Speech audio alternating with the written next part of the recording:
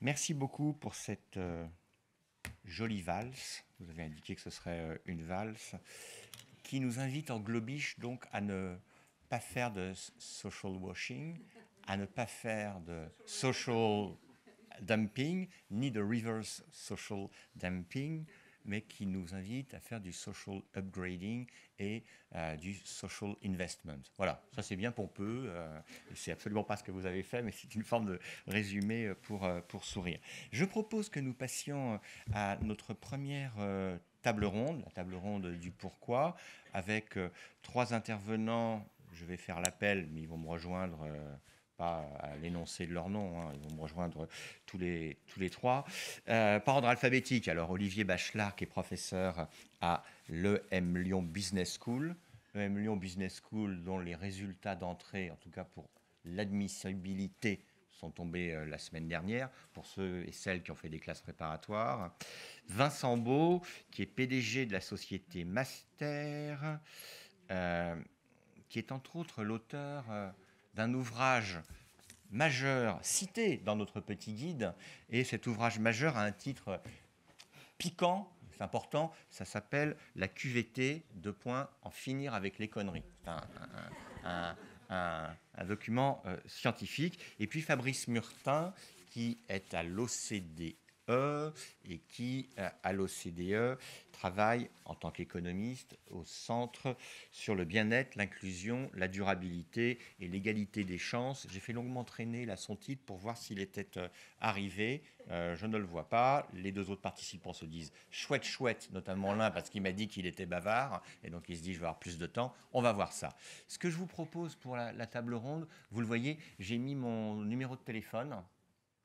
C'est parce que comme ça, vous pouvez m'envoyer des questions, des remarques, des félicitations, des insultes, ce que vous voudrez. Et moi, je m'engage à les répercuter. Ça permet de prendre pas mal de questions, mais on aura quand même la possibilité, vous voyez un micro dans la salle, d'interpeller de façon un peu plus humaine nos intervenants. Enfin, n'hésitez pas par le 06, là, hein, et en plus, comme ça, pour ceux qui sont en train de glandouiller sur leur téléphone portable, j'en vois même de l'EN3S, là, j'aurais l'impression qu'ils m'envoient des SMS. Hein.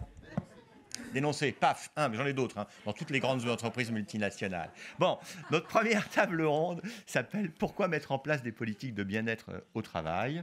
Et donc c'est un grand sujet, le pourquoi. Ce que je propose, c'est que nos deux intervenants, si le troisième arrive, il aura le droit quand même, se présentent rapidement, mais avec une question très simple, c'est pourquoi travailler sur ces questions? Que font-ils sur ces questions? Olivier, en tant qu'enseignant, est-ce que vous Bonjour. voudrez? Oui, vous m'entendez? Oui, ça fonctionne. Super bien. Alors déjà, pourquoi? C'est que je suis devenu prof un peu par hasard, je vous avoue. Pour les étudiants, j'étais longtemps étudiant. C'est très sympa d'être étudiant, mais ça rapporte pas beaucoup.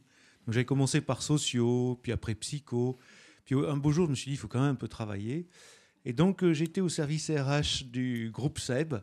J'étais l'assistant du DRH d'une des composantes. À l'époque, c'était une collection d'entreprises. C'était pas encore intégré comme une multinationale. Donc Calor, qui existe toujours. Hein.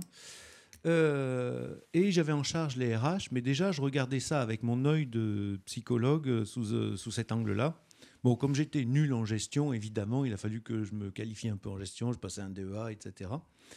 Et là-dessus, le M Lyon cherchait quelqu'un à l'intérieur d'une chaire, une chaire de recherche, vous savez, c'est des entreprises qui financent des travaux. Cette chaire s'appelait Management des hommes et performance de l'entreprise. Et donc là, je faisais des études pour des grandes entreprises françaises. Et j'ai continué à me qualifier, à passer une thèse. Et là-dessus, une autre école cherchait un prof. Donc j'ai dit, bah, tiens, pourquoi pas. J'ai fait de la RH opérationnelle, des conseils, études en RH, pourquoi pas des cours. Et puis, vacataire la première année, ils m'ont gardé, donc j'y suis resté. Et là-dessus, j'ai continué à travailler sur ces sujets, sur les risques psychosociaux, sur le bien-être au travail. Et puis à un moment, j'ai même rejoint le N3S comme directeur de la formation continue. On m'avait proposé, j'ai dit oui, ça peut être rigolo. Quand je suis rentré, au bout de 3 ans, c'était techniquement un détachement. Donc on travaillait beaucoup sur ces questions de santé, évidemment, à l'EN3S. Hein. Je suis devenu directeur de cette école. Elle a fusionné avec l'EM Lyon. Je suis revenu à l'EM Lyon. Mais j'ai toujours travaillé, que ce soit sous un angle opérationnel ou en recherche, sur ces questions-là. Alors ça s'est traduit par y compris des petites digressions. L'année passée, un ouvrage qui s'appelait Humanisme et finance, l'impossible mariage, évidemment avec un point d'interrogation. À quelles conditions marier les deux? Voilà. Et je suis aussi, comme il y a des étudiants responsables d'un double diplôme entre notre école et 2 IAE, celui de Lyon et de Saint-Étienne, qui est un master de recherche, études et recherche en management. La plupart des étudiants poursuivent en thèse derrière. J'encadre mes étudiants à Lyon 3. Voilà. Et puis, je suis en train de monter, ça sera signé la semaine prochaine, une chaire sur la santé mentale, mais des dirigeants. Parfait. Parce que, évidemment, pour les grands groupes... faut être percutant sur toutes les questions. Voilà. Bon, c'était juste pour... Tu avais demandé sur quoi, voilà. Donc voilà pourquoi, depuis l'origine, je travaille sur ces questions de façon opérationnelle et en recherche. Vincent, alors, il est bien précisé que vous êtes PDG d'une société, vous êtes aussi prof associé à Aix-Marseille, et donc vous, auteur de cet ouvrage que j'ai déjà cité, mais je le refais parce que comme ça passe bien, la QVT, en finir avec les conneries. Et si vous feuilletez, si vous ne le connaissez pas par cœur, je le remonte, le petit guide qui nous réunit, vous avez un extrait de cet ouvrage avec une formidable pyramide à la Maslow, mais là c'est à la Beau, sur la hiérarchie de la QVT. Bonjour Julien, donc la question c'est quoi? Comme l'autre, il faut dire pourquoi ça m'intéresse ces sujets et de façon courte. Très bien, bonjour à toutes et à tous. Julien m'a dit il faut que tu sois bref, donc oui. Moi je viens de Marseille. Oui. Demander à un Marseillais d'être bref, c'est le mettre en état de choc psychologique, mais je vais donc essayer on passe le micro au voisin. Donc moi je suis Vincent Beau. Pour faire un très très rapide parcours, moi je suis fils de distillateur dans un village de Franche-Comté. Donc j'ai été ouvrier, ensuite j'ai été chef d'équipe à l'international, j'ai été directeur d'usine. Je suis ingénieur brasseur, je brasse de la bière, c'est ça mon titre. Et donc je me suis indigné sur le fait que jamais personne ne nous avait préparé à rencontrer des équipes. On nous a préparé à rencontrer des machines, on nous a préparé à rencontrer des micro-organismes, des process, mais jamais des femmes et des hommes. Ça m'a tellement indigné que j'ai décidé de donner des cours, donc ça fait 25 ans maintenant que je donne des cours à Aix-Marseille Université de management participatif, où j'ai été nommé professeur associé. Ensuite, j'ai passé 10 ans à la CARSAT, à la direction des risques professionnels, où je me suis rendu compte d'une chose, c'est que les démarches santé-sécurité au travail étaient tout sauf participatives. Voilà. C'est-à-dire qu'on dit à la place des gens ce qui est bon pour eux. Donc ça m'a, pareil, double indignation. La première, c'est que j'étais directeur d'usine et jamais, avant que je rentre à la CARSAT, on avait prononcé le mot de santé au travail. Donc j'ai découvert après coup, en tant que directeur d'usine, ce dont j'étais responsable juste avant. Et puis, voilà, j'ai déclenché des démarches justement participatives qui ont été, mais je vais être très très bref, mais qui ont été tellement intéressantes que j'en ai fait, j'ai commis l'irréparable. Je suis entré dans l'entrepreneuriat, donc j'ai quitté l'institution, ce qui me vaut beaucoup d'amitié. Et donc j'ai créé mon cabinet master. C'est un acronyme un peu foireux, c'est comme ça veut dire management de la santé au travail par l'écoute et la réponse. Et devant les sorties de route du management et les sorties de route de la santé au travail qu'on peut observer, c'est la raison pour laquelle, après avoir publié quelques tribunes pour les dénoncer, j'ai décidé d'écrire ce livre. C'était bien ? Je sens que c'était très bien, on peut l'applaudir, il va être content. Hein. Fabrice, c'est à vous. Je vous ai présenté rapidement en disant que vous alliez arriver. Et la première question, je la répète, c'est très simple, c'est de nous dire qui vous êtes et ce que vous faites autour de ce gros sujet du bien-être au travail. Bonjour à tous. Alors, je crois qu'il faut juste mettre on. Bonjour à tous et excusez-moi du retard, j'ai passé 1h30 dans les voitures. J'avais oublié les joies du périphérique le matin. Je suis économiste, donc je travaille à l'OCDE depuis 15 ans et depuis 10 ans, je m'occupe plus particulièrement des questions de bien-être. Vous savez que la question du bien-être à l'OCDE, c'est une question centrale. Le secrétaire général précédent avait même axé tout notre programme de travail autour de la question du bien-être. Et je me suis attaché plus particulièrement à la question de la qualité du travail et du bien-être des employés. Et j'ai publié plusieurs articles de recherche et plusieurs rapports sur le sujet. J'aurai l'occasion d'en reparler tout à l'heure. Formidable. Alors, quand on a préparé cette session, on a évoqué les questions que nous allons traiter, du type pourquoi ces politiques portant sur la qualité de l'environnement du travail. Deuxième question, valable pour tous et très OCDE, vous le verrez, comment évaluer ces politiques, quelles sont aussi les propositions de nos intervenants. Mais il y a une première question que vous souhaitiez aborder de façon succincte, notamment du côté de Marseille, c'est quels constats généraux vous faites sur le travail aujourd'hui ? Et je vais faire par ordre alphabétique. Alors, Olivier. Il est surpris. Ouais, non, j'étais. Il en perd son stylo. C'est dingue. Son stylo EN3S, alors j'ai fait la pub. Ah bah oui, oui. Ils sont distribués à l'entrée. Prenez-les, c'est les plus beaux stylos du monde universitaire et du monde entrepreneurial. L'Oréal hoche la tête, donc ça signifie que c'est vrai. Il y a des très beaux stylos. Et puis, il fonctionne bien. Qu'il oui. soit beau, c'est une chose, mais qu'il soit pratique, c'en est une autre. Hein. Il n'explose pas, parce que j'ai prévu dans la poche et après c'est embêtant. Bon, allez. Alors, rapidement, parce que sinon je vais me faire engueuler. Les constats, c'est mon regard. Hein. Je trouve qu'il y a un contexte qui est quand même très anxiogène et qui traverse les salariés, guerre en Ukraine, dérèglement climatique, inflation. Donc ça touche nos salariés. Pas que nos salariés, mais ça touche les salariés. Je trouve qu'il y a aussi une perte de repères temporels. Après le Covid, un coup on déconfine, on reconfine, il faut tenir, jusqu'à quand tous les débats qui traversent, fin du mois, fin du monde. Bref, le temps est très compliqué pour les salariés. La distance sociale, je trouve qu'après le Covid, elle est inédite dans notre culture. Ça a l'air de rien, mais je trouve que ça a touché tous les petits rituels. On ne se fait plus la bise, on est plus proche, on est un peu à distance, un peu en présence. Donc la distance psychosociale est réellement transformée. Quatrième, j'en ai que 7. Sentiment d'impuissance, d'incapacité à agir. Qu'est-ce qu'on fait face à ça? Et là, les entreprises, les managers, les lignes managériales peuvent donner du sens, accompagner pour s'emparer de ces questions-là. Le 5e, c'est un sentiment de peur que tout peut s'arrêter. Et du coup, ça interroge beaucoup le sens du travail, le sens de sa vie. Donc là aussi, où on laisse ça dans le vide, ou au contraire, on accompagne ça.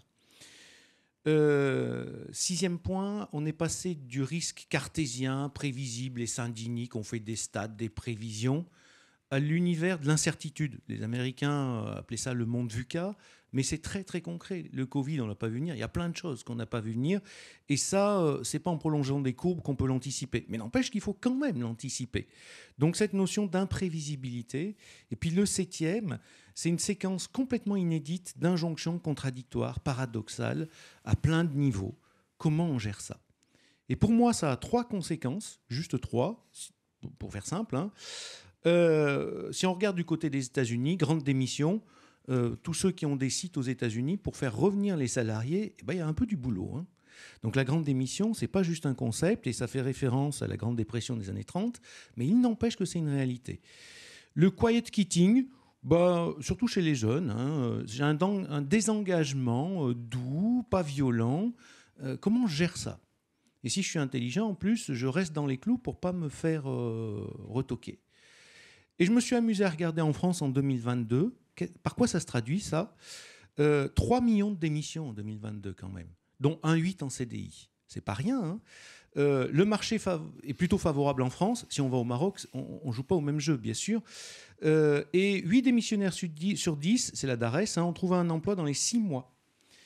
Et je vous rappelle qu'en moyenne, là aussi, je vous donnerai la source Digital Recruiter, il faut 32 jours pour recruter en France, mais 9 semaines dans 40% des cas.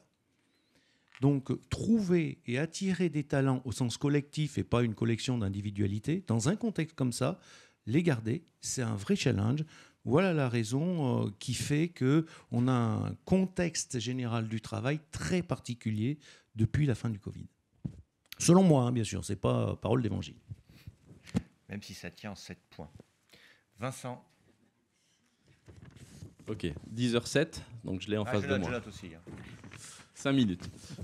Si vous voulez, je vais vous donner la réponse par rapport à comment va le travail, sous cet angle-là, comment va la santé au travail. Ce serait une façon de l'illustrer, cette réponse-là.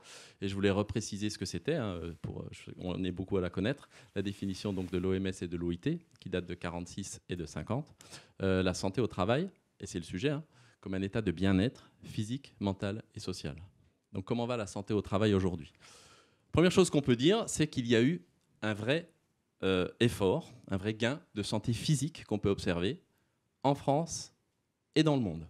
Hein, on a aujourd'hui moins d'accidents du travail que ce qu'il y en avait il y a 25 ans, même si on observe un certain plateau. Donc ça, c'est le premier point. Il y a eu une amélioration et elle ne s'est pas faite toute seule. Cette amélioration, elle s'est faite parce que les entreprises s'y sont mises. Pour pouvoir agir sur ces accidents du travail, les entreprises ont eu une démarche qu'on peut résumer comme ça, hein, à 3 niveaux. Elles ont sécurisé les machines, les outils. Donc c'est la sécurisation, la protection, hein, de l'environnement technique du travail, les machines, les outils, l'environnement physique et chimique. Donc premièrement, protéger donc l'environnement de travail physique. Deuxièmement, elles ont protégé les personnes, elles ont donné des équipements de protection. Et grosso modo, elles ont ensuite décrété des procédures pour que des personnes en sécurité travaillent sur des machines en sécurité ou des milieux en sécurité. Donc c'est ça qui a créé l'effort et le gain sur la santé physique au travail. Le problème, c'est que la santé physique, ce n'est pas la santé. Comme on l'a dit tout à l'heure, la santé physique, c'est une partie de la santé, c'est le bien-être physique, mental et social. Donc le problème de ces démarches-là, c'est qu'elles ont laissé de côté 2 choses. Elles ont laissé de côté la santé mentale, qui n'est pas dans les viseurs, et elles ont laissé de côté l'environnement du travail, qui n'est pas technique. C'est-à-dire l'organisation du travail, dans ce qu'elle peut avoir comme effet sur la santé physique et mentale des personnes, les relations au travail, dans les effets qu'elles peuvent avoir sur la santé physique et mentale des personnes, et la projection dans l'emploi, pour les mêmes raisons. C'est-à-dire que ces 3 environnements-là ont été mis de côté. Ce qui est intéressant, c'est de se dire pourquoi. En fait, pourquoi est-ce qu'on a considéré que l'accident du travail en majorité, hein, donc, et pourquoi que l'environnement technique du travail, en demandant aux salariés de travailler comme on leur a dit de faire, pour pouvoir concilier l'un et l'autre. En fin de compte, c'est parce que ce sont des données qui sont objectives. Je fais simple, un accident du travail, une blessure, une fracture ne fait pas débat. On fera peut-être le débat de savoir si elle est d'origine professionnelle, mais quand vous arrivez avec une fracture, c'est une donnée, oui, objective de santé. Et quand vous arrivez en disant, bah, tiens, il y a mon poste de travail qui est cassé, ça c'est une donnée objective. S'il manque un pied à la chaise, personne n'ira contester qu'il est là, quoi. Donc, dès que l'entreprise est face à des données objectives, elle agit. Pour autant, ce n'est pas le travail que le résumer à sa seule dimension objective, et ce n'est pas la santé que de la résumer à sa seule dimension objective. Et tout ce qui est en constat aujourd'hui, enfin, ce qu'on peut rencontrer aujourd'hui comme constat, c'est que cette défaillance, tu vois, on peut le dire comme ça, cette défaillance à pouvoir agir sur l'organisation du travail, sur les relations au travail et sur la projection dans l'emploi, et cette défaillance à agir sur la santé mentale, elle s'explique parce que ce sont des données subjectives, c'est-à-dire qui dépendent du sujet pour pouvoir être identifiées. Une blessure mentale s'écoute, alors qu'une blessure physique se voit. C'est-à-dire que le sujet participe à la révélation de sa blessure, et un problème d'organisation s'écoute, un problème de relation s'écoute. Il ne se voit pas, il ne s'impose pas au débat comme étant là.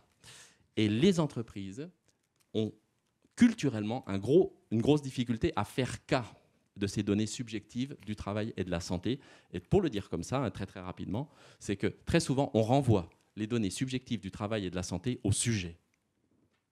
Et c'est un peu comme si tu es stressé et angoissé au travail, ça vient peut-être un peu de toi. Et si tu as des problèmes avec l'organisation, si tu as des problèmes avec les relations, si tu as des problèmes avec la projection, c'est que ça vient peut-être aussi un peu de toi. Et ça évacue la question de ce que l'organisation, les relations, la projection peuvent avoir comme conséquence sur la santé physique et mentale. Ça évacue la question de ce que l'entreprise pourrait faire pour adapter ça, parce qu'il se trouve que ce n'est pas pour tout le monde pareil, que dans une même organisation, certains vont bien la vivre et d'autres pas bien. Et ça a eu des incidences énormes en fait, parce que si vous voulez, la première, c'est ce que je dénonce un peu dans ce livre, si vous voulez, c'est ça crée cette hyper-individualisation du risque. C'est-à-dire que c'est comme si le salarié était rendu responsable de ce qui lui arrive, parce que d'autres ne sont pas dans son état ou n'ont pas son point de vue. Et là, eh bien, on assiste, nous, à des indicateurs de santé au travail qui se dégradent. Je vais en citer 3. Premièrement, le plateau des accidents du travail, et que tout le monde constate aujourd'hui, ne serait-ce qu'en France, est dû au fait qu'on n'agit pas sur les données immatérielles du travail, comme le stress, comme la charge de travail. On a une défaillance à agir dessus qui explique qu'on ne va pas plus bas. D'ailleurs, ça a été rappelé en introduction, hein, c'est que le stress augmente le nombre d'accidents. Donc on ne va pas s'en sortir simplement en considérant l'environnement technique du travail. Deuxième effet, on a une augmentation des morts au travail en France. Alors, on ne va pas pouvoir le généraliser au monde parce que les systèmes de reconnaissance de la cause professionnelle du décès ne sont pas harmonisés. Mais il n'empêche qu'en France, si on regarde l'évolution en 10 ans, on a on a augmenté de 50% les accidents mortels du travail. Et vous savez quoi? La moitié d'entre eux, ce sont des malaises. Donc, ils évoquent beaucoup plus l'organisation et les relations au travail que l'environnement technique du travail. Et on retrouve cette prédominance-là au niveau mondiale, puisque l'OMS et l'OIT ont sorti un rapport, hein, je parle sous leur contrôle, un rapport sur les données de santé au travail dans le monde qui montre que la deuxième raison, hein, la deuxième cause de décès dans le monde sont liées à les expositions, par exemple, c'est ce qui a été dit en introduction, hein, à des expositions longues aux horaires de travail et aux risques psychosociaux. Donc on est sur un sujet, vous voyez, qui s'impose parce que, troisièmement, les données de santé mentale en France, c'est pareil, hein, c'est sorti de façon assez évidente, sont mauvais, quoi. Donc en gros, on a un gros décalage qui est en cours et qui se résout mal.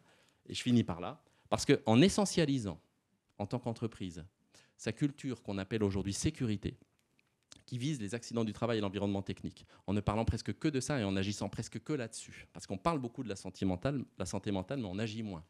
Eh bien, en essentialisant ça et en se disant qu'il faut agir sur la santé mentale et le reste des environnements, eh bien, on se met à conserver cet objectif-là, ne parler que d'accidents, et à saupoudrer, si vous voulez, les démarches de quelque chose qui est complètement suranné, de démarches de risques psychosociaux, de stress au travail qui visent à surtout former, surtout accompagner, mais pas prévenir et pas agir sur les causes, et de démarches de qualité de vie au travail qui ont complètement déraillé et qui ne cherchent même pas à prévenir, mais à compenser les effets du travail par exemple, tout ce qu'on connaît comme séances de méditation, de yoga, toutes les séances de sieste, et puis évidemment le baby-foot qui symbolise tout ça, quoi. Donc aujourd'hui, on doit franchir le pas de cette approche globale de la santé, cette approche globale des situations de travail, que les données soient objectives ou subjectives, peu importe. Et c'est ça, à mon avis, le grand défi qui va faire, pour reprendre ce que disait Olivier, sens pour les personnes, et il y en a beaucoup, hein, 70% de la population active en France et en Europe qui est tertiaire, qui attendent beaucoup, qu'on les laisse parler et contribuer à la résolution des problèmes d'organisation, de relations au travail qu'elles peuvent vivre pour que ça fasse sens entre le message reçu et la réalité vécue. Très bien, Vincent. Chapeau bas pour le temps. Fabrice, à vous alors, à cette grande question, quel est l'état du travail aujourd'hui? Qu'est-ce que vous répondez? J'aurais envie d'aborder la question des politiques du travail pour donner un éclairage complémentaire. Je suis complètement d'accord avec ce que Vincent et Olivier viennent de dire. Je pense que, grosso modo, on a assisté à une transition des politiques qui, auparavant, se concentraient sur la quantité de travail, donc comment augmenter la participation des femmes en particulier, comment baisser le taux de chômage des jeunes en particulier. Il y a une transition vers la qualité du travail. À partir des années 2010, la qualité du travail, créer des emplois, mais des emplois décents, est devenue une priorité pour les différents gouvernements. Alors, je pense qu'il y a deux origines à ceci. Il y a d'abord la prise de conscience autour de la question du bien-être et des limites du PIB par tête comme simple objectif de l'action politique. Dans la définition du bien-être, les économistes, les sociologues ont mis la qualité du travail comme une des mentions essentielles en fait du bien-être des individus. Et ça a poussé les gouvernements et les organisations internationales, dont l'OCDE, à créer des cadres de mesure sur qu'est-ce que c'est que la qualité du travail. Et au milieu il y a à peu près 10 ans, en 2015, on a créé un cadre de mesure de la qualité au travail qui a été adopté par le G20, qui s'est concentré sur 3 piliers. Premièrement, la qualité des salaires. Donc, quel est le salaire moyen dans un pays et quelle est l'inégalité salariale dans ce pays. Deuxièmement, la sécurité de l'emploi. Troisièmement, la qualité de l'environnement de travail. Et ça va être le cœur de notre propos par la suite. Absolument. C'est une habile transition vers la question que je souhaite vous poser à tous les trois.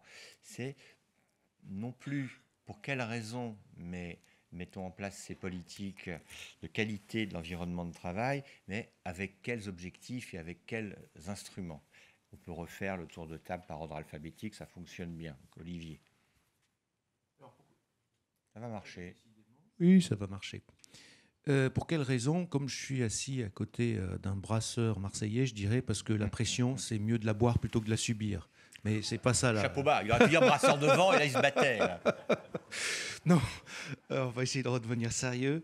Je pense que ce qui est important de comprendre, c'est que les compétences sont vraiment indispensables, que ce soit pour innover, pour s'adapter, pour prendre des initiatives. Et c'est vrai dans le management public comme privé. Le problème, c'est que pour attirer des talents, il y a des étudiants, ça prend du temps. Hein. Si on reprend la typologie de Dreyfus, elle est basique, mais je l'aime bien. Il nous dit le novice, il n'a pas d'expérience des situations auxquelles il est confronté. C'est typiquement l'étudiant qui sort de sa formation. Si l'apprenti, il y a des chances qu'il soit débutant, qu'il ait au moins conscience du décalage entre la théorie et la pratique. Et là, eh bien, avec un peu de temps et de bienveillance et d'accompagnement de ses managers, il pourra devenir compétent. Il pourra planifier ses actions et puis il pourra devenir même performant, c'est incroyable, hein, comprendre les situations dans son ensemble. Et puis il pourra même devenir expert avec une métaconnaissance des sujets. Bon, vous sentez bien qu'il faudra un peu de temps. Et là, j'ai pris un petit bout du jeu. C'est une compétence individuelle. Mais si on rajoute une couche sur le fait que ces compétences deviennent de plus en plus vite obsolètes, il faut évoluer dans ce contexte-là. Je vais essayer de prendre juste 2 exemples concrets pour que ça vous parle. Mon manager de proximité, ne serait-ce que lui, comment il va intégrer le travail hybride, des travailleurs sur place, à distance, comment il va faire évoluer son management? Ce n'est pas aussi évident que ça. Certains savent bien le faire, d'autres moins. Et si le manager n'adapte pas son management, il va avoir des problèmes.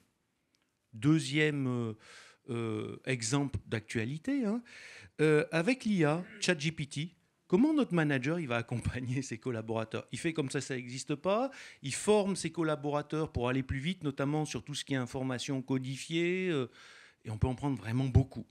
Donc il faut évoluer en compétences, mais dans un univers qui n'est pas stable et qui bouge vite. Et deuxième problème, là, c'est déjà au plan individuel, c'est déjà pas si simple, mais vous rajoutez les compétences collectives d'équipe avec la combinaison de ressources, de référentiels collectifs, encore une fois pas statiques, de mémoire collective. On a remis une deuxième couche. Hein. Une collection de bons joueurs, ça n'a jamais fait une équipe qui gagne, hein, même au foot. Bon, je ne prends pas d'exemple. Les compétences d'entreprise, je suis plutôt rugby, hein, vous avez vu mon profil. Hein. Les compétences d'entreprise avec la création de synergies, de valeurs ajoutées, d'avantages compétitifs. Et puis on peut aller encore un cran au-dessus avec les compétences en réseau, d'environnement, les méta-organisations. Vous sentez bien qu'il faut s'inscrire dans la durée et ne pas perdre ses talents. Alors, je vais vous prendre un seul exemple décalé. Aux États-Unis, en 1983, ils avaient un problème dans les hôpitaux. Je ne sais pas si ça vous parle, ils n'arrivaient pas à attirer des soignants. Et donc, ils ont fait un groupe d'experts et ils sont allés voir 41 hôpitaux qui, eux, n'avaient aucun problème. Et ils ont appelé ça Magnetic Hospital, au sens aimant, qui attire les soignants. Comme les Américains sont des gens pragmatiques, c'est venu non pas des directions d'hôpitaux, mais d'un syndicat d'infirmiers. Ils en ont fait une norme. Et dans cette norme, elle concerne aussi bien les pratiques RH que les pratiques organisationnelles, que le bien-être au travail, la qualité de vie. Et 5 ans plus tard, 400 établissements aux États-Unis hospitaliers étaient certifiés Magnetic Hospital. Bizarrement, 16 des 18 principaux qui n'ont aucun problème pour attirer, fidéliser, encore une fois, les soignants. Ça touche la RH, la rémunération, la façon de recruter, le management, la qualité de vie au travail, les process centrés sur le patient et non pas sur un reporting d'indicateurs. Donc, si ça vous intéresse, voilà un exemple très concret et on est en train de travailler avec des collègues pour mettre en place ça en France. Et aujourd'hui, le problème, c'est que les salariés, comme pour le moindre restaurant, ils regardent des tas de classements, Great Place to Work, Best Place to Work. Et là, ça a un impact, ce bien-être au travail, y compris sur la marque employeur. Donc c'est quelque chose, pour moi, qui justifie complètement, au-delà de la dimension sociale, humaine, en termes de performance d'organisation, c'est à mes yeux totalement indispensable de s'intéresser à ça. Très bien. Vincent, à vous également pour quelque chose de percutant. Ok. Alors pourquoi le faire? Je vais aller vite parce que je pense que tout le monde est convaincu. Et puis ça a été rappelé aussi. On va voir. Ça a été aussi rappelé par Madame Pénicaud juste en introduction. Donc pourquoi mettre en place des politiques de bien-être au travail? Je fais vite, reprenons les concepts qui servent à ça. Hein. La santé, c'est un état de bien-être. Donc la question pourquoi mettre en œuvre des politiques de bien-être au travail revient à se dire pourquoi est-ce qu'on mettrait en œuvre des politiques de santé au travail physique et mentale. Et donc si on regarde, les raisons sont là, parce que déjà, on va dire ça comme ça, il est bon d'écouter les normes.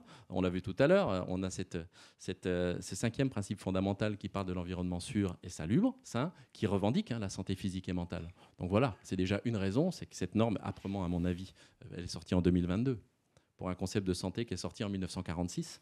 Donc voilà, il a fallu le temps de la négociation, mais elle est là aujourd'hui. Et évidemment, bien au-delà de la norme, c'est parce que, et je ne vais pas aller plus vite là-dessus, c'est parce qu'on est tous convaincus que c'est un facteur de performance, Olivier le rappelait, aussi d'attractivité, de sens de l'entreprise. Super. Ce qui veut dire quoi? C'est qu'une question beaucoup plus intéressante, c'est pourquoi autant de gens convaincus ont du mal à le faire. Ça, c'est super intéressant, parce que franchement, je n'ai jamais eu en salle des gens qui m'ont dit « je suis contre le bien-être au travail ». Ça m'est arrivé une seule fois en 25 ans. C'était qui? Il n'était pas à la N3S. Le problème, c'est que sorti de la salle, je m'excuse, c'est un langage un peu châtié, mais voilà, tout le monde est d'accord en salle, mais sur le terrain, ça emmerde tout le monde. Parce que je vais vous donner 3 exemples pour illustrer ça. Premièrement, parlons du droit à la déconnexion qui concerne beaucoup de gens. Tout le monde est OK pour vous dire qu'il faut moins se déconnecter. Et tout le monde est là pour le dire. Par contre, on renvoie, et je reviens à ce qu'on disait tout à l'heure, quand il s'agit de le faire, quand il s'agit de sortir de cette salle et puis de restreindre en fin de compte son temps de travail numérique au temps de travail qu'on devrait consacrer, c'est toute une autre histoire.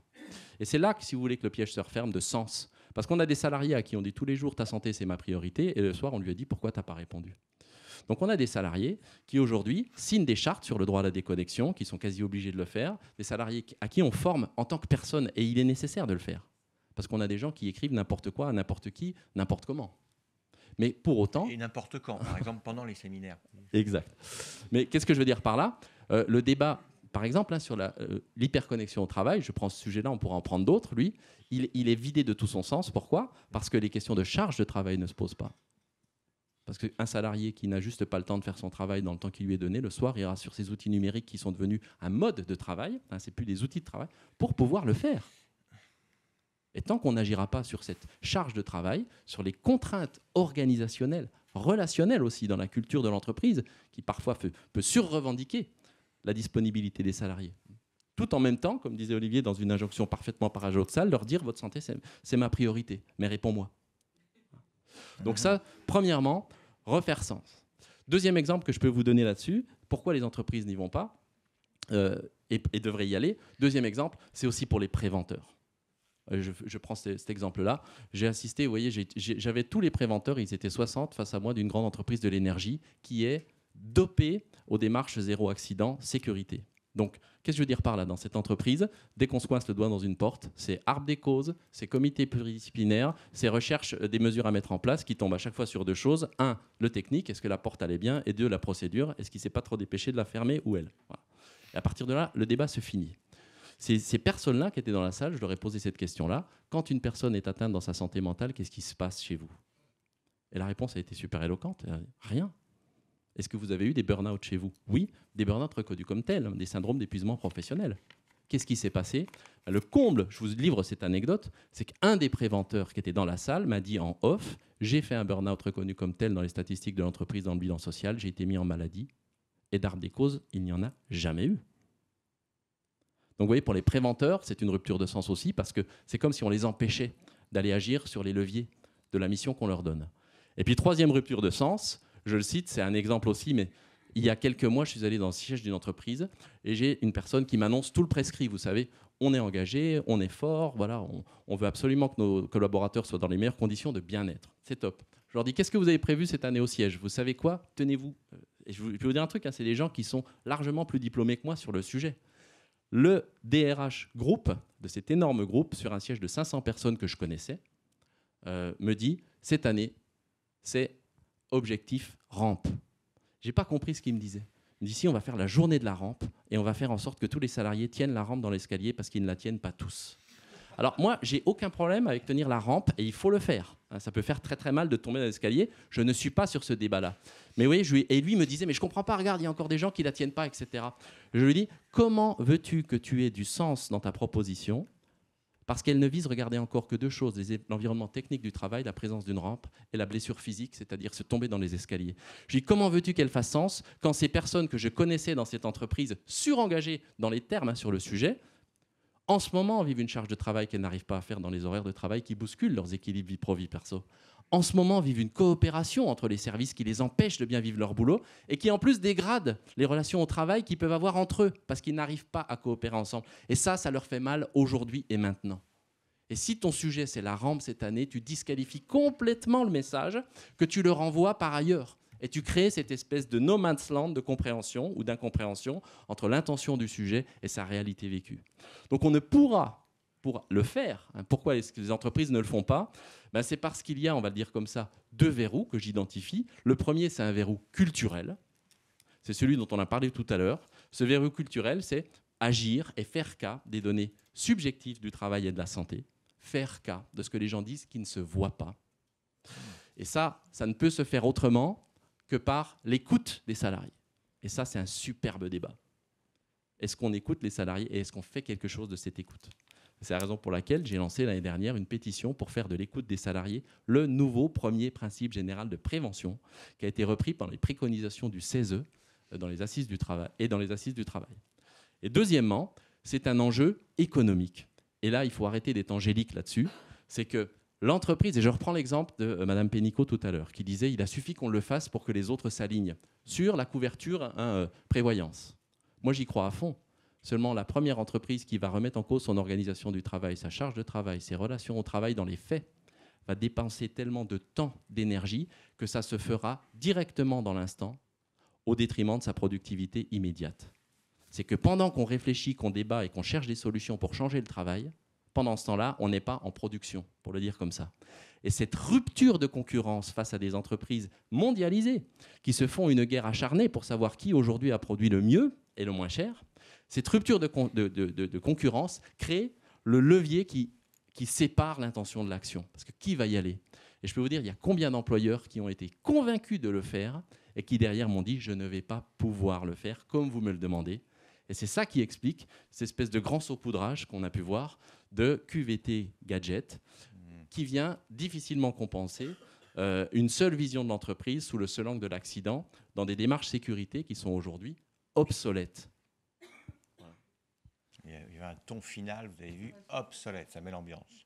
Alors, avant de passer la parole à Fabrice, je voudrais faire un petit exercice assez basique, mais ça permet d'ambiancer un peu, à partir de ce que Fabrice nous a évoqué. Vous avez vu qu'il y avait ces 3 dimensions mises en avant dans le contexte G20 de la qualité de vie au travail, du bien-être au travail. Ces 3 dimensions, c'est donc la qualité du salaire, appelons ça le niveau de salaire, c'est la sécurité de l'emploi et c'est l'environnement du travail. Donc l'exercice que je vous propose est très simple. Il faut que vous choisissiez l'une des 3 dimensions qu'on va voter. On va voir ce que Fabrice observe.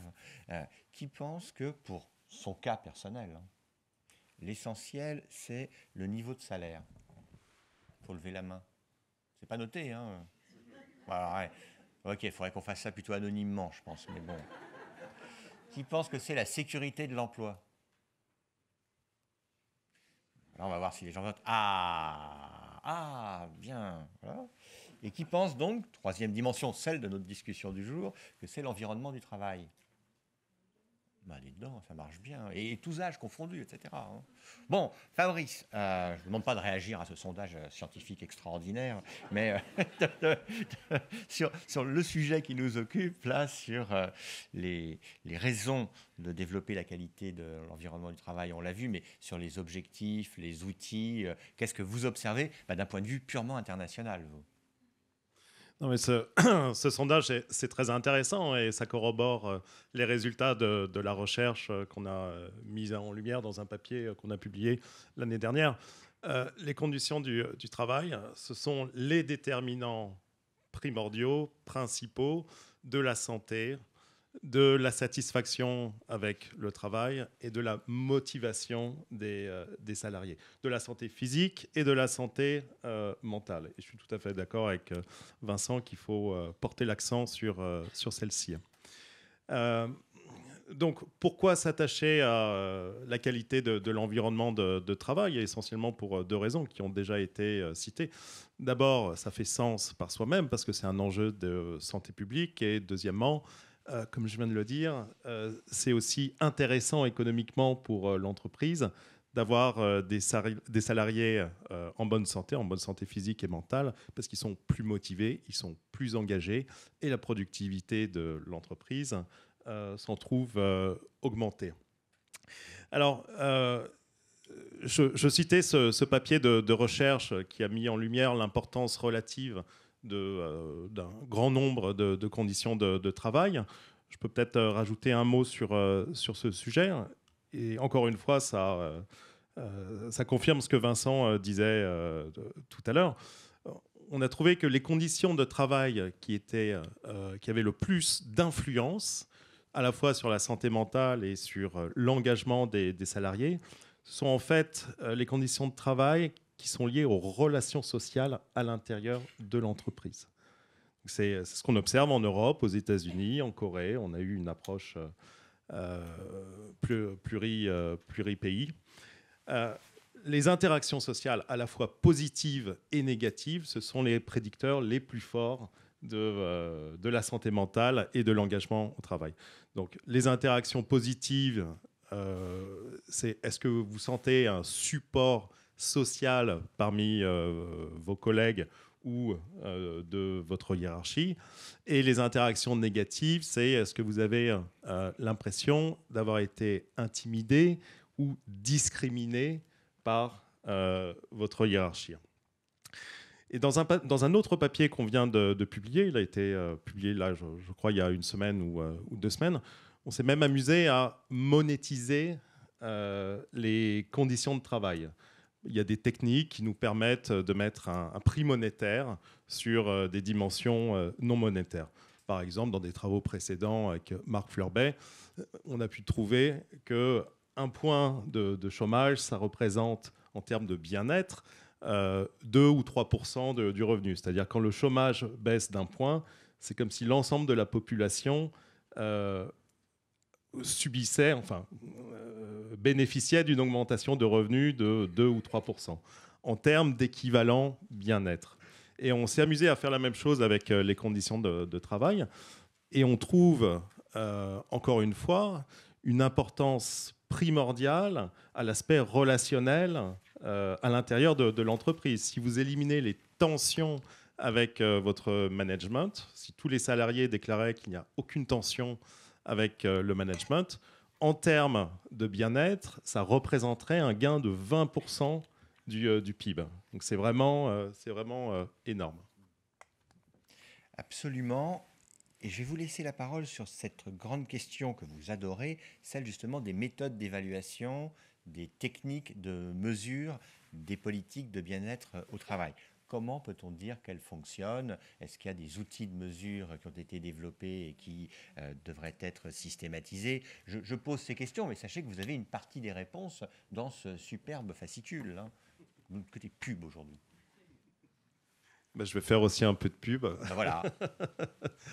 Il y a 5 ou 6 ans, on a monté un groupe d'experts internationaux sur la mesure de la qualité de l'environnement de travail. Il y avait à la fois des statisticiens, des gens de l'INSEE et des instituts statistiques d'autres pays.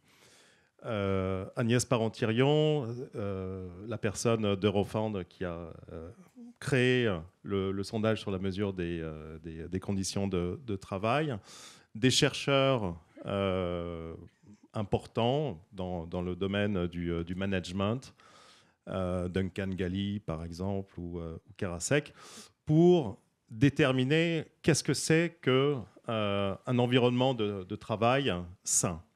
La réponse simple qu'on a apportée est la suivante: c'est un environnement où les salariés bénéficient d'autant de ressources qu'ils font face à des demandes. Donc c'est normal de faire face à des contraintes, à des demandes au sein de l'entreprise. Simplement, il faut avoir les outils pour y faire face. Or, dans certains pays, on voit dans les enquêtes sur les conditions de travail effectuées auprès des salariés, on s'aperçoit qu'environ 1/3 des salariés font face à plus de demandes au travail qu'ils ne possèdent de ressources. Donc il y a un déséquilibre fondamental entre les moyens et les contraintes. Et ça, c'est le déterminant numéro 1 du burn-out. Si vous ne disposez pas de suffisamment de ressources pour faire face aux contraintes auxquelles vous êtes exposé, vous êtes dans une situation d'impossibilité de remplir votre mission. Et c'est la cause numéro 1 du burn-out. Donc on a publié ce manuel sur comment mesurer la qualité de l'environnement de travail en énumérant un certain nombre de questions qu'un bon sondage sur la qualité de l'environnement de travail devrait poser. Et puis, on a eu envie d'aller un peu plus loin et de travailler directement avec les entreprises. Donc, on a créé nous-mêmes un sondage sur la mesure du bien-être au travail et ses déterminants. Et on l'a testé sur 4 multinationales japonaises récemment. Et on aimerait en fait l'offrir aux entreprises de façon complètement ouverte et gratuite. Donc, là, tout le monde écoute, là, vous voyez. Si vous voulez lancer dans votre entreprise un sondage pour mesurer le bien-être et les déterminants dans votre entreprise, contactez-moi. On a une interface qui permet de collecter les données et de produire des rapports de façon automatisée. Donc vous pouvez en fait nous mobiliser n'importe quand. Alors certes, on demandera tout de même une cotisation de quelques milliers d'euros pour pouvoir payer. Ça rigole plus là. Pouvoir payer l'équipe de statisticiens qui gère dérisoire, une cotisation dérisoire. Mais en fait, cet outil, on pense qu'il est extrêmement pertinent et utile parce qu'il est entièrement automatisé. Donc, il vous permet de prendre non seulement le pouls de la qualité de l'environnement de travail dans votre entreprise, mais aussi d'en étudier les déterminants et d'identifier les problèmes éventuels auxquels font face les salariés. Très bien. Alors, la même question à Olivier et à Vincent. On va la poser à Olivier d'abord sur les techniques pour évaluer, mesurer, sachant que Vincent a évoqué qu'il était difficile de faire cas de ce qui ne se voit pas. Je le cite, belle formule, mais je commence par Olivier pour lui demander, de son point de vue, ce que sont les méthodes, les outils, les instruments, au-delà de ce que propose pour une somme modique l'OCDE, qui existent dans ce domaine. Avec le micro. Alors, pour moi, 3 aspects. J'aime bien les chiffres, vous avez remarqué. Premier point, je pense qu'il faut complètement intégrer le bien-être au travail à la stratégie, à la gouvernance de l'entreprise. Audrey, la présidente de Sanofi France, l'a évoqué. Or, bien-être, je prendrais juste quelque chose de très concret. Il y a Abord de Châtillon en 2015 qui a une définition super simple. Il appelle ça le SLAC, pour ceux qui ne connaissent pas. S, c'est le sens du travail. Le L, c'est le lien social. Est-ce que j'ai bien du soutien de mes lignes hiérarchiques? Le A, c'est l'activité, le contenu même du travail. Et le C, c'est le confort, non pas au sens de sa zone de confort, mais au sens est-ce que j'ai bien les moyens de travailler. Yves Clos, l'ergonome, dit il n'y a pas de bien-être sans bien faire. Si je n'ai pas les moyens de faire du bon travail, ça a été dit tout à l'heure, ça s'arrête là. D'accord? Donc, Slack. Alors, la stratégie, pour moi, c'est au sens de la gouvernance. La gouvernance, premier point, c'est l'affectio societatis, c'est-à-dire la communauté de vue entre les actionnaires. Je ne suis pas sûr que ça soit aussi simple que ça, parce qu'entre l'actionnaire salarié, l'actionnaire individuel qui croit en l'entreprise, le rogue investisseur qui spécule sur l'action, ou, ma foi, alors il y a des gens comme BlackRock, etc., vous connaissez, ou les gestionnaires d'actifs, ils n'ont pas nécessairement la même vue sur le bien-être au travail. Donc déjà, pour les directions d'entreprise, il faut mettre ce petit monde aligné autour de ce qu'on pense être bien pour l'entreprise. Premier pilier de la gouvernance.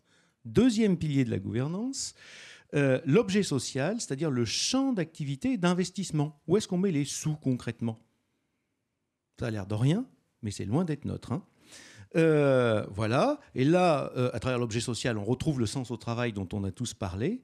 Et puis l'intérêt social, troisième pilier de la gouvernance, ça fait un peu prof pour les étudiants, hein, mais les managers, vous savez ça, c'est la préservation de l'autonomie et des ressources, y compris des ressources humaines dans la durée. Et les temps ne sont pas forcément les mêmes, hein. Le temps court, moyen terme, long terme, selon les actionnaires, selon les salariés, le temps n'est pas le même.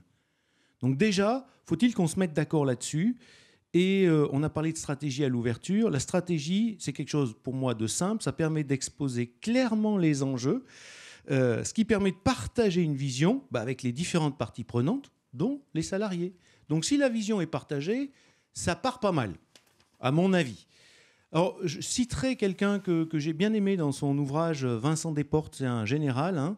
Il a fait un livre qui s'appelle « Entrer dans la stratégie » en 2019.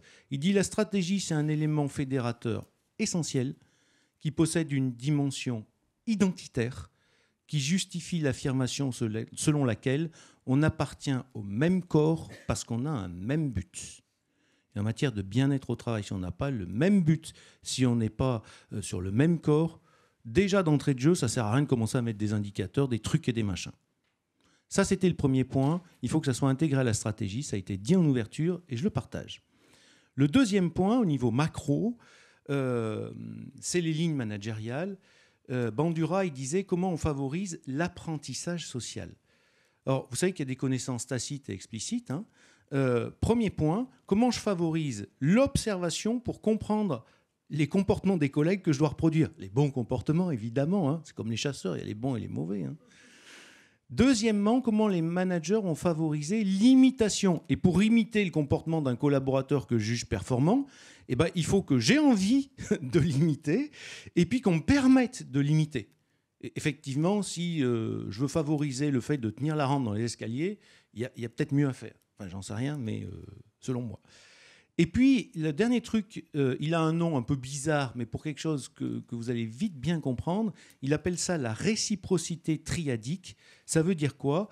Comment je mélange les interactions entre moi, salarié, mon environnement de travail de proximité et les comportements qu'il est souhaitable d'imiter, de s'approprier. Vous voyez que c'est très, très concret. Hein. Et là, les managers, pour faire ça, au service du knowledge management, ils ont besoin de passer d'une posture un peu rigide, de contrôle, d'ego, c'est un peu moi le chef, mais on en a quand même autour de nous un peu des managers comme ça, à, ça a été dit, une posture beaucoup plus d'écoute, d'accompagnement. On appelle ça le servant leadership. Hein. Et j'ai honte, moi, dans mon école, j'ai 3 heures de cours pour accompagner les élèves sur les techniques d'écoute, l'empathie, etc., sur tout le programme. Et j'ai un pauvre électif pour les étudiants qui choisissent, qui s'appelle Psychanalyse et Management, pour favoriser leur propre écoute. Ça fait quand même pas beaucoup, hein. J'en ai bien conscience. Hein. Il y a du boulot encore à faire. Voilà, mais accompagner ces managers sur une posture d'ouverture d'esprit, d'audace, d'apprentissage permanent, je pense sincèrement que ça fait partie du jeu, hein. Voilà. Et puis, le dernier point, peut-être, c'est de mettre autour de la table les différents experts de l'entreprise. Il y a un peu de boulot, ça a l'air facile, mais un peu de boulot. Le médecin du travail, le préventeur, le DRH, le manager, les représentants du personnel, les IRP, pour qu'ils parlent le même langage, qu'ils aient les mêmes mots. Parce que si on dit stress, pareil, alors je plaisante un peu, bon stress, mauvais stress pour les syndicats, pour la direction. Est-ce que je suis chez Carasec ? C'est une question d'autonomie. Est-ce que je suis chez Lazarus ? On va regarder, est-ce que j'ai une bonne compensation de mon investissement, y compris en termes de salaire ? Quand l'inflation est basse, le DRH est cool. Hein. Il n'y a pas trop de tension dans les négos, mais quand l'inflation monte, ça devient moins simple, hein, pauvre DRH. Reconnaissance symbolique. Est-ce que c'est bien une question, Sigris, d'équilibre entre les moyens que j'ai et ce qu'on me demande ? Est-ce que j'ai... Il y a plein de modèles différents. Si déjà, quand on emploie stress, le médecin ne dit pas pareil que le préventeur, que le DRH, que le représentant du personnel, on est mal barré. Donc pour moi, vraiment 3 chantiers, l'intégrer dans la gouvernance vraiment. Est-ce qu'il faut créer une instance pour ça ? Et après tout, pourquoi pas ? Au niveau des lignes managériales, et c'est vrai qu'un manager de proximité, un middle manager ou un top manager, c'est vraiment pas la même chose, mais il faut que tout ça soit articulé. Et puis troisièmement, autour des différents experts, est-ce qu'ils parlent bien le même langage? Et vous savez que les philosophes, ils parlaient de la délibération ouverte, face à un problème complexe. Eh ben, il y a un outil de management génial, ça s'appelle la discussion. On se met autour de la table, on discute, on s'engueule, mais on sort avec des propositions. Alors, ça a l'air facile à dire, à faire, je ne suis pas inconscient, il y a un peu de boulot. Parfait, merci beaucoup. Vous pouvez vous rapporter à la page 19 du beau petit rapport guide. Quelle gouvernance mettre en place afin de renforcer la légitimité et la pertinence de ces démarches, avec en plus des petits points conseils et points de vigilance. Alors Vincent, même question, donc comment mesurer les effets de telle politique? Vous avez reçu un petit SMS, enfin, c'est moi qui l'ai reçu pour vous, c'est comment concrètement favoriser l'écoute des salariés et, me précise-t-on, des outils sont mis à disposition mais ils ne sont pas toujours utilisés. Ok, alors je vais prendre les deux. Bah oui. Tout d'abord, je voulais vous avertir d'une chose, c'est que je trouve qu'en santé au travail, je vais le dire comme ça, je me méfie beaucoup de la surpopulation des sondages. Je vais vous le dire autrement. Très souvent, en santé au travail, ce qu'on dit, c'est que c'est le paradis des diagnostics et le cimetière des plans d'action. Donc on n'arrête pas de faire des sondages, on n'arrête pas de sonder. Il y a encore un sondage encore mieux. Et à la fin, tu as juste quelqu'un qui n'a pas les outils pour bosser, puis qui a trop de charges de travail et qui se dit c'est quand qu'on bouge. Donc voilà, juste pour vous le dire, sur la question des indicateurs, on est malade des indicateurs, par contre, on est moins malade de l'action, parce qu'on se retrouve confronté, non pas parce qu'on ne veut pas y aller, au verrou qu'on a vu tout à l'heure. Donc malgré tout, il faut les indicateurs. Moi, j'en donnerai déjà le cadre.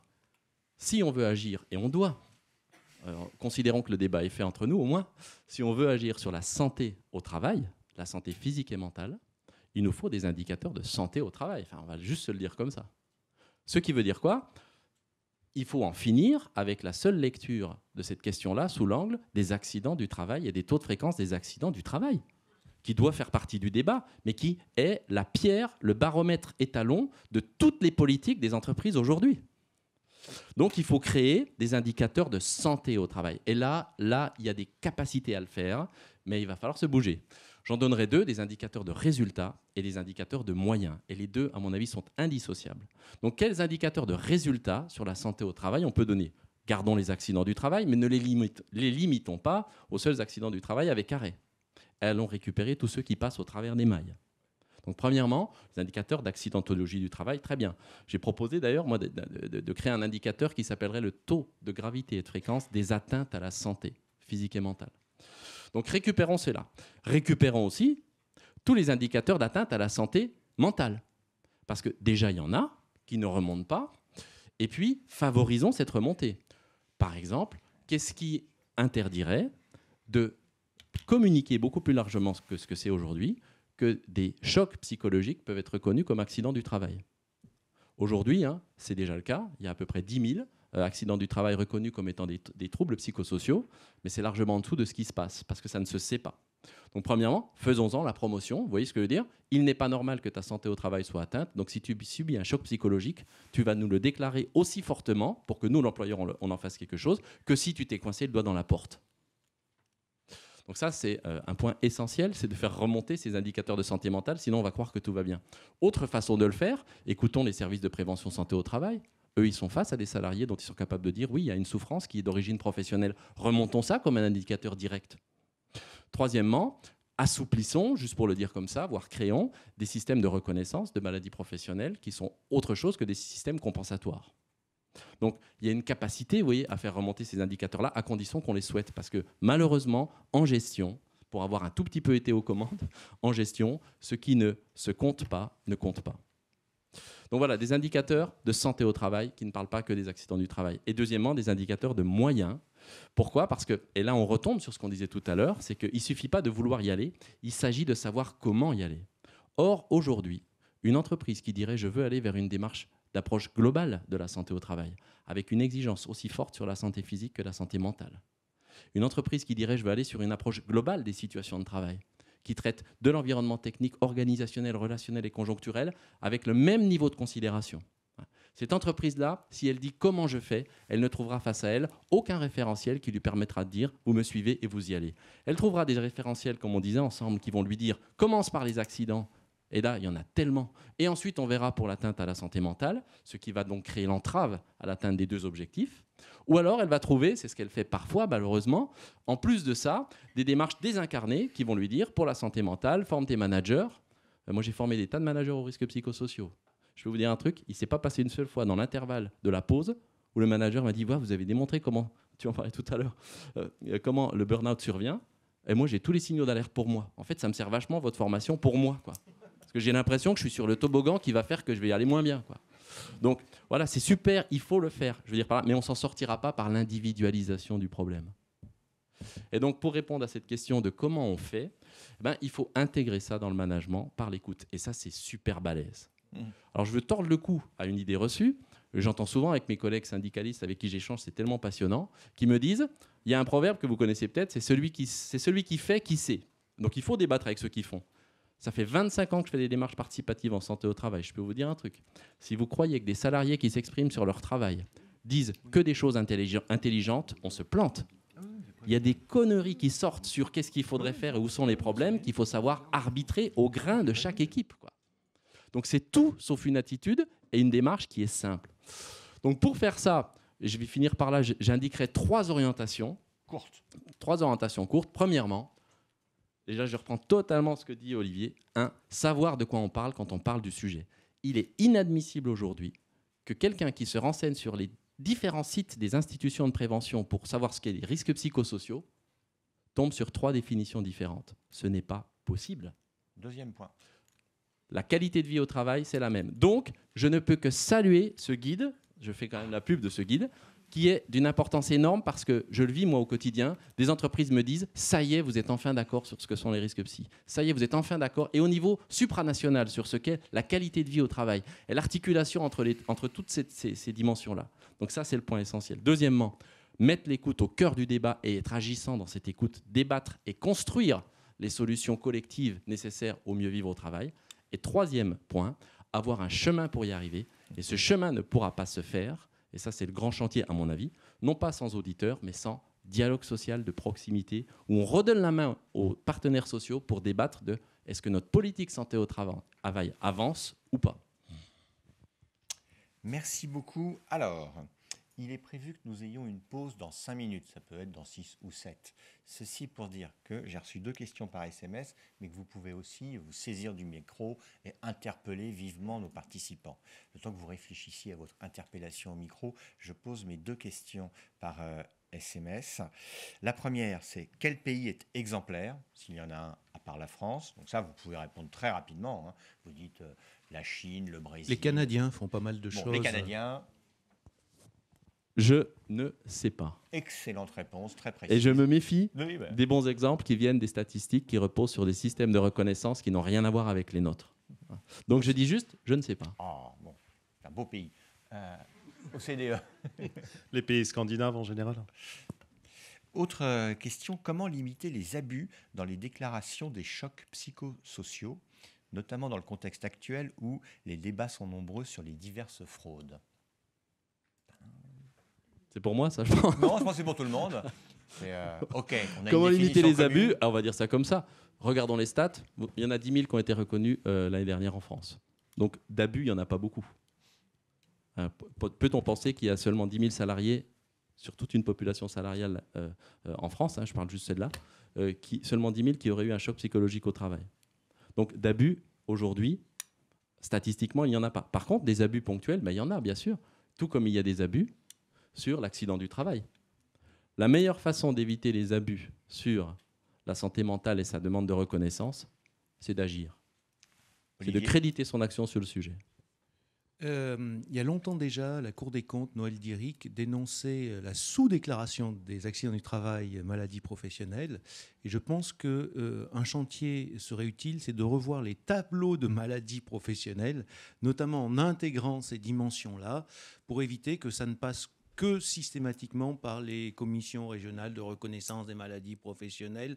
Ça engorge tout ça. Donc je pense qu'il y aura un vrai chantier avec des experts pointus pour revoir les tableaux de maladies professionnelles. et de repenser tout ça, parce qu'effectivement, notre système est historiquement basé sur une approche technico-industrielle, ça a été dit, hein, avec une vision très technique du risque physique, et le risque psychologique mérite d'être pris autrement. Il faut le repenser. On a suffisamment d'experts, de psychiatres qui ont travaillé sur le sujet. Là aussi, c'est un peu basique comme méthode, mais on se met autour de la table et on interroge tout ça. Sauf qu'évidemment, personne n'a bien envie parce qu'on sait ce qu'on a, on ne sait pas ce qu'on pourrait avoir. Donc il y a quand même un espèce de consensus autour de touchons pas trop à tout ça. Mais je pense que de façon systémique, c'est quelque chose qu'il faut retoiletter, réintégrer. Fabrice, sur ces affaires d'abus, de fraude, si cela existe. Moi, je penserais également à une sous-déclaration plutôt qu'une sur-déclaration, pour la bonne et simple raison qu'il y a une stigmatisation qui s'opère et qui empêche la déclaration de problèmes réels.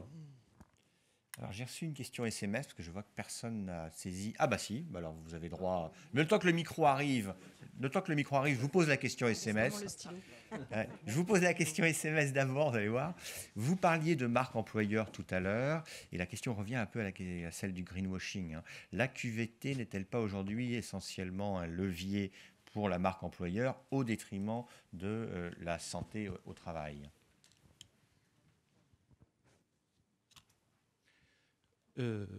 Complètement d'accord. Parfait. Pour être clair, dans mon bouquin sur le bien-être au travail, c'était la directrice de l'ENA, Nathalie Loiseau, qui avait fait la préface. Elle avait écrit en tout premier « Attention de ne pas faire de happy washing ». Baby-foot, plante verte, machin, etc. Non, il faut réellement attaquer les fondamentaux, le contexte organisationnel, le contexte du travail, la GRH, voilà. Mais il ne faut pas que ça soit des psychopapouilles, quoi. Il faut être clair. Ah, très bonne expression.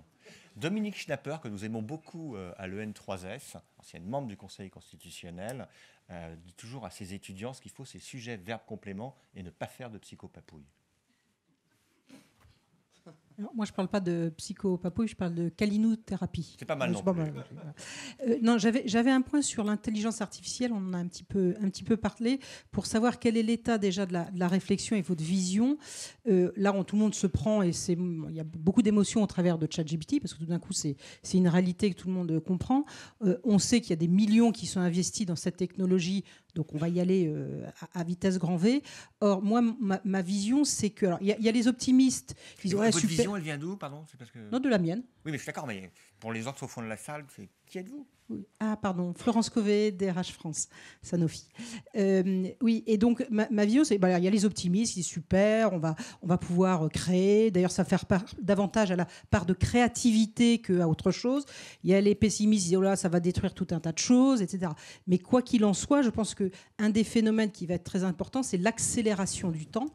Là où avant, vous aviez une semaine pour produire des données parce que c'était compliqué, là, en un clic, ça va être fait. Et donc, forcément, on a les réponses, il faut faire aussitôt plan d'action, remise en cause de la stratégie, etc. etc. Donc le point de vue de la santé mentale va peut-être être encore un enjeu plus fort. Et d'autre part, le management qui, dans d'autres ruptures technologiques, était plus ceux qui devaient accompagner les ruptures en production, etc., là va être aussi lui-même extrêmement touché, parce que ça va toucher particulièrement j'allais dire, des fois, ces métiers-là à forte valeur ajoutée, avec des gens qui ont eu des formations initiales assez poussées. Donc ça va, je pense, vraiment être un enjeu particulier. Et donc ma question, c'est est-ce qu'il y a déjà des réflexions, ou en tout cas vous, quelle évolution vous voyez par rapport à ce sujet-là? Alors, rapidement, en plus, chacun un mot si vous souhaitez. Vous pouvez vous mettre sous ChatGPT et faire la réponse à la question. Mais... C'est pas tant ChatGPT qui m'inquiète, mais plutôt le management algorithmique. On vient de sortir un bouquin avec le BIT, la Commission européenne, et d'autres instituts statistiques sur les travailleurs des plateformes digitales, qui sont en grande partie managés par des ordinateurs et des algorithmes. Alors, ces travailleurs, typiquement, ils déclarent apprécier la flexibilité que leur offre la nature de leur travail. Par contre, ils reconnaissent aussi beaucoup de stress quand ils font face à un algorithme qui mesure leur productivité en temps continu. Donc ça, c'est un écueil qu'il convient d'éviter. D'ailleurs, je pense que ça va être régulé, en tout cas par la Commission. Ok, Vidu, est-ce qu'on a encore une autre question? Oui, il fonctionne? Oui, non, oui. C'est un vrai enjeu. Pour être clair, tous les premières années en école de business, pas d'ingénieurs. Ils ont un cours de programmation obligatoire, c'est nouveau. Exemple, l'année passée, on leur a fait fabriquer un petit robot. Quand je dis fabriquer, on a des machines à impression 3D, des coupes laser. On leur a fait fabriquer un robot. Et l'examen, c'était un concours de danse de ces robots. Vous pouvez me croire, déjà, le fabriquer, souder les composants. J'avais plein d'étudiants qui me cramaient des composants. C'est Madame Pénicaud, c'est ça? Voilà, donc on leur donne des bases de programmation. Et aujourd'hui, il y a plein de logiciels tels ChatGPT. Attention, version gratuite peut sortir des âneries. La version payante, on est déjà à un autre niveau. Si vous mettez des plugins intelligents avec ChatGPT, c'est vraiment bluffant. Alors nous, ça nous embête, hein, parce que quand je demande des sujets de réflexion à mes étudiants, je vois bien qu'il y a des trucs où ça se ressemble un peu. J'ai des logiciels anti-plagiat, les copier-coller, ça marche super bien, mais le ChatGPT, je suis un peu banané. Et si je ne peux pas amener une preuve comme quoi je suis roulé dans la farine, je ne peux pas amener une preuve. Mais n'empêche que mes étudiants apprennent d'autres choses. Et ordre d'idées, pour faire simple, une business school, c'était des cours techniques de gestion, RH, strat, etc., développement personnel. Aujourd'hui, on a massivement recruté des profs d'IA, voilà, et ça devient une des composantes de l'enseignement. C'est en train de changer, mais vraiment en profondeur, les métiers. Donc, faut-il que les étudiants en aient conscience et soient à l'aise? Mais on va voir, c'est pour ça que je disais que les compétences paupérisent très vite. Il va falloir accompagner nombre d'experts, nombre de managers, parce que sinon, on va les perdre. Donc, pour moi, c'est un enjeu qui est extraordinaire. Et les entreprises qui sauront bien faire ça continueront avec une longueur d'avance. Les autres, je les plains. Et on va générer aussi de la souffrance chez les salariés qui auront une expertise qui va se paupériser d'un coup. Comme on a eu des tourneurs-fraiseurs qui étaient très à l'aise en intelligence pratique et qui n'ont pas été capables de passer à de la programmation. Et ils étaient malheureux, en souffrance. Et j'allais dire, on n'a pas su, dans un certain nombre de cas, accompagner ça. Donc pour moi, il y a un enjeu RH colossal. Parfait. Et réel. Ok. Moi, j'étais super intéressé par l'intelligence artificielle. Je suis allé me former au MIT là-dessus pour aller un peu à la source. Ce que je peux dire là-dessus, pour répondre à votre question, il y a, de ma connaissance, absolument rien qui se prépare sur la maîtrise de cet outil-là. Rien. Et je vais faire un parallèle. C'est exactement le débat de l'outil et de l'usage. On fait le procès du débat de l'outil, alors qu'il faut faire le procès du débat de l'usage. C'est exactement comme les outils numériques quand ils sont rentrés dans le monde du travail, je pense aux mails en particulier, mais qui aujourd'hui ont un foisonnement, c'est la même histoire. Le procès, ce n'est pas le procès de l'outil qu'il faut faire, c'est le procès de son usage. Et si on regarde bien, en plus de ce que disait Olivier, et puis de ce que vous disiez aussi, il y a une transformation des métiers auxquels l'entreprise a déjà su, même plus ou moins bien, mais en tout cas, elle saurait prévenir cette rupture de compétences. Pour autant, je ne crois pas du tout que ChatGPT puisse être un objet de subsidiarité, pour prendre un mot comme souvent employé, c'est-à-dire de déport du débat sur le travail réel. Parfait. Une dernière question alors, madame? Oui, bonjour, Olivier Châtelier, je suis aussi RH. J'ai une question, est-ce qu'on traite chez nous les risques psychosociaux, la qualité de vie au travail, est-ce que c'est finalement ces deux domaines, ces deux démarches ou ces deux plans d'action, il faut les mettre sous la santé? Parce que moi, je commence à être un peu perdue finalement. Alors, quelles sont vos recommandations très pragmatiques? Parce que moi, je suis très concrète, donc... Alors, la bonne nouvelle, c'est que si vous n'avez pas encore lu le guide, voilà, si vous le lisez, vous trouverez la réponse de où se situent ces notions les unes par rapport aux autres. Maintenant, pour ne pas vous renvoyer juste au guide, on va le dire comme ça. Il faut voir ça, si vous voulez. La meilleure façon de l'expliquer, c'est de prendre ces sphères-là. Tout d'abord, il y a le travail, la situation de travail, avec toutes ses dimensions. Donc, il faut aller vite là maintenant. Oui, je suis d'accord, mais il faut quand même que je réponde. Ça, je suis d'accord, mais on peut répondre vite. Allez, en avant. C'est ce que je suis en train de faire. Donc, vous avez la situation de travail. Au-delà de ces situations, vous avez une deuxième dimension qui est ce que l'employeur fait pour que ce que le salarié a comme environnement de travail, technique, et c'est concret, technique, l'organisation du travail, les relations et la projection, est-ce qu'ils peuvent, lui, la faire mal, physiquement et mentalement. Ça, c'est le domaine de la prévention des risques professionnels. C'est ce que l'entreprise fait. Risque d'atteinte à la santé physique ou mentale. Donc la situation de travail se couvre de la prévention des risques professionnels pour aller vers le plus haut niveau de santé physique et mentale. Donc ensuite, on a 2 indicateurs. Non plus de moyens, c'est super important de le comprendre, mais de résultats. C'est quel est le résultat de cette politique de prévention des risques d'atteinte à la santé physique et mentale. Le premier, c'est la santé au travail. Pourquoi c'est le premier? Parce que c'est celui... Vincent, je suis désolé, mais il faut accélérer. Je finis. La santé au travail, c'est celui sur lequel repose la responsabilité des entreprises. La santé physique et mentale, et on a vu comment la mesurer tout à l'heure. Et au-delà, il y a la qualité de vie au travail qu'on a redéfinie à partir de l'OMS et de sa définition de la qualité de vie comme étant, je vais le dire très très vite, la perception que les salariés ont de leurs conditions de vie au travail.